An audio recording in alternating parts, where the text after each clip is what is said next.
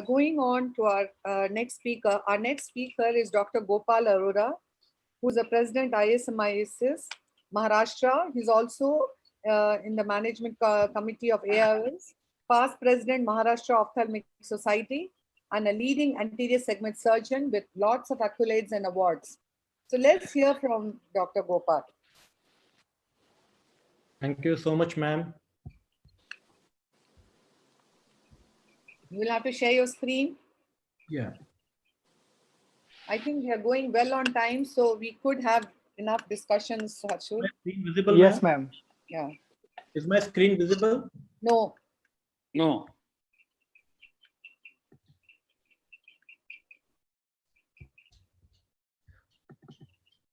Now? Yes, we can see now. At the outset, let me thank Dr. Chitra, Dr. Harshul, and the entire team of ARC for giving me this opportunity. Well, this is basically a small pupil phacoemulsification. First of all, a disclaimer from me that I was not provided the pupillary expander by the surgeon where I was operating upon. So now comes the basic, because he said it might take about half an hour to get the pupil dilator, whether it's iris hook or other stuff. So I thought I'll just proceed. The basic thing that you need to concentrate upon if it's a small pupil without using a pupil dilators are that you need to stain the capsule, because you have to know the edges of the capsule or rhexis where you're going at. I normally call it as the behind the pupil rhexis or a blind rhexis, since the pupil is small and you have to make a bigger rhexis before you go into the phacoemulsification part. So you need to make a rhexis which is actually behind the rhexis. You are doing rhexis on a blind procedure, but at the same time you must be sure whether that the shearing technique, that the rhexis is not going towards the periphery. As you can see very well, the shearing technique which I'm using gives me a fair idea as to the rhexis is not extending to the periphery. Now doing a gentle hydrodissection, and as you see, just tapping at the center of the nucleus to make sure that the fluid behind has dislodged. Now, before you start with your phacoemulsification, you need to form the anterior chamber with the viscoelastics. And the key here in doing a phacoemulsification procedure is that every step has to be performed exactly in the center of the pupil. If you see, it's almost a 3 to 3.5 millimeter pupil. And the entire procedure, the phaco probe is not at all shifted beyond that 3 millimeter margin. The second key point which you must concentrate upon is it has to be a complete division of the nucleus, because if it's a partial division of the nucleus, again, when you are eating up the nuclear pieces, it's going to be difficult. So once you are separated into 4 or 6 pieces, you can just eat up. Again, the key is you need to keep the tip of the probe exactly at the center of the pupil, that is within that 3 millimeter zone. And you can eat up each piece individually after you have separated the entire nuclear pieces from one another. As you can see, this is the last piece which is being eaten up by the probe, and there is the epinuclear plate being left. Here you need to be really patient when you're doing the epinucleus or the cortical matter washout, because it is this area where you actually can catch hold of the iris margins. And this is basically an intentional, which I have not done the editing here, because as you can see, I'm holding the iris margins. You need to be really careful. You need to put in viscoelastic at times, which I have not done in this case, but it's for the beginners. You really need to put viscoelastic so that you don't catch up the iris margins, because that is basically, since you're not using the iris hooks or the pupillary dilator, you need to be really careful in this step. Rest of the step, I think it's not very, very important, because you can just polish. Only thing is that you need to form the anterior chamber intermittently by any viscoelastic substances. I'm more used to doing a hydroimplantation of the lens. So normally I don't use a viscoelastic when I'm loading the intraocular lens. So it's just after you have taken out the entire cortical matter, you can simply do the implantation of the lens, which I don't use viscoelastic. So that basically takes you to the end of the surgery. And since it is an undilated pupil, you can just with a Sinskey hook or a dialer, you can put it inside the bag, make sure, or you can just retract the iris margins if you want to be really sure that it has gone in the capsular bag. Rest, you can just do the hydration of the side ports and the main incision. So the point in showing this video, ma'am, was it is not that I am against any gadgets or toys or any latest equipments. I am for it. But if given a chance, if you don't have those equipments, you can still proceed with the procedure giving the same results. So what matters is not the machine, but the man behind the machine. Thank you. Thank you very much, Dr. Gopal. I'm sure actually putting a pupil expansion device, can you stop sharing your screen? Why you Pupil can do expansion pupil- device would actually, that extra few minutes, makes the whole surgery very convenient. But then all of us have done this with towards the end of your list. You really no more to put a place iris hooks, and you have done and got away with it. But there are some questions which I would want us to think at this point of time. No, Like, I want to know when why you you didn't do actually- pupil stretching. He- Pupil stretching could have been done, no? No. As Suresh Mande had said, you could have used intracameral phenocaine to Yeah. whatever the extent of dilatation it provides.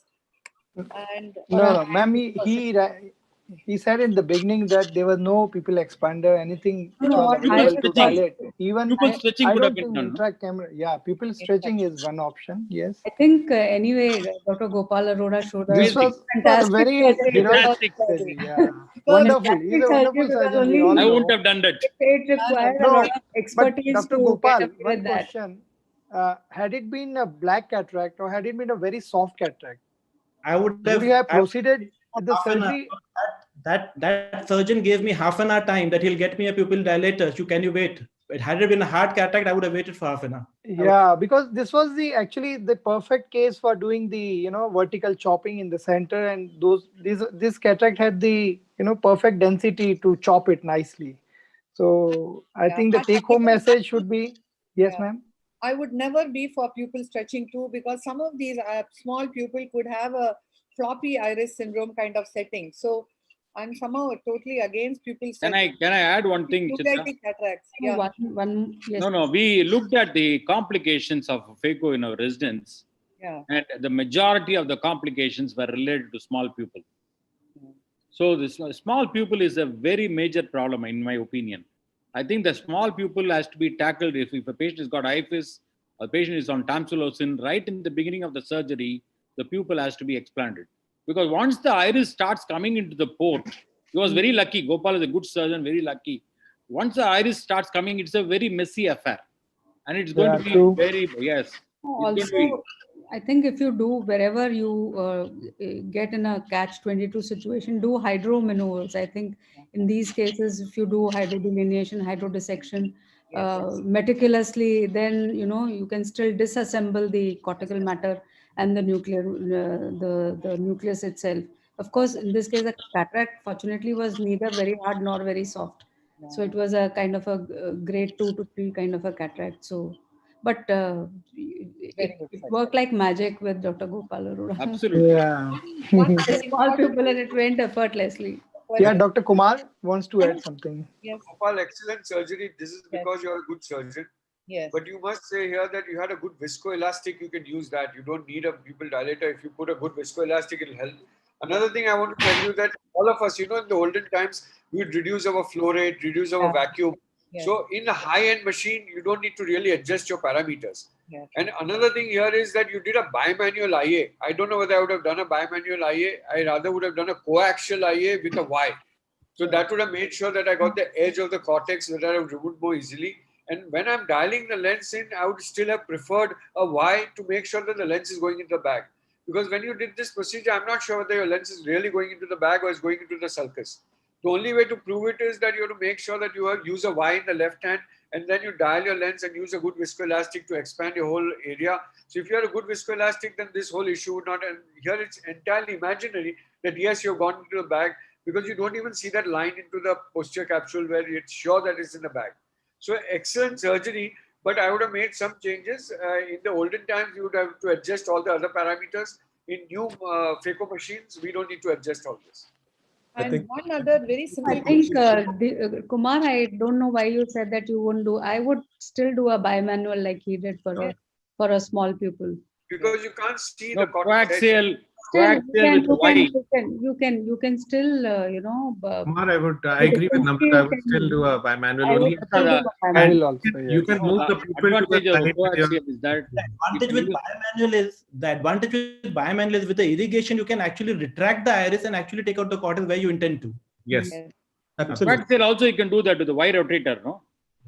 I think Just retract the iris. Y rotator, I don't know. Not all of us are having Y rotator. Using it, No, yeah. no, it's a second instrument. It's on the other Yeah, side. yeah. No, no, bimanual would be By the. everybody will have. The thing is, sometimes, when you're doing the IA and the pupil has become very small, you keep getting the iris tends to get caught from behind. So how would you deal with that very simple thing? sorry, question. When the pupil becomes as small as 1 millimeter and you still have cortex in the bag and you're trying to remove the cortex, you're not able to see anything. And then sometimes, taking your IA, you're aspirating, the iris keeps getting caught. You're not in the right plane.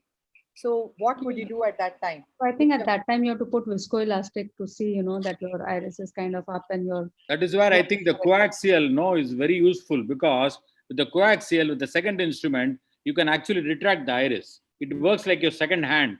It retract the iris and then you can Even with a bimanual, with the second thing, you can, retract it. Same thing with the That's bimanual. the irrigation is there, no? It will keep on coming there. That's the problem.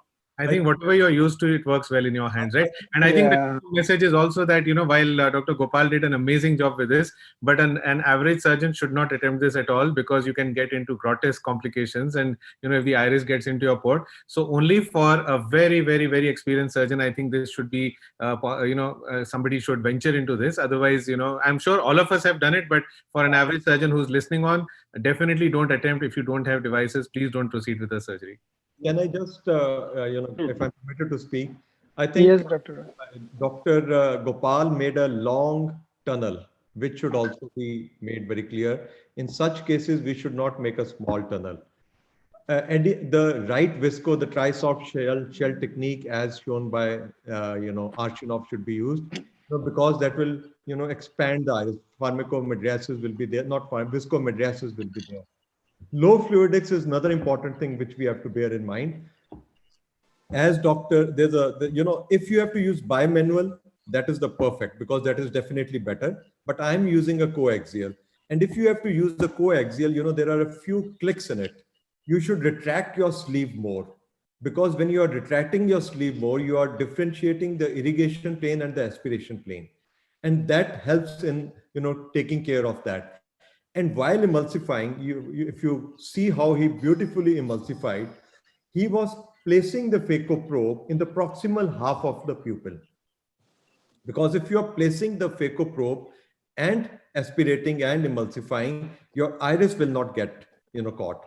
And you have to, replenish the visco again and again, so that there is mydriasis and you are keeping, the iris away. So these are the few points which I thought I might as well as add. Dr. Rohit, one more point which I would mention is it has to be a vertical chop. You can't even imagine that going to the periphery and chopping it. Vertical chop. It has to be a vertical chop. I think there were so many things you couldn't explain in such a short time, but it was perfectly done how you managed it. Wonderful video, Dr. Gopal.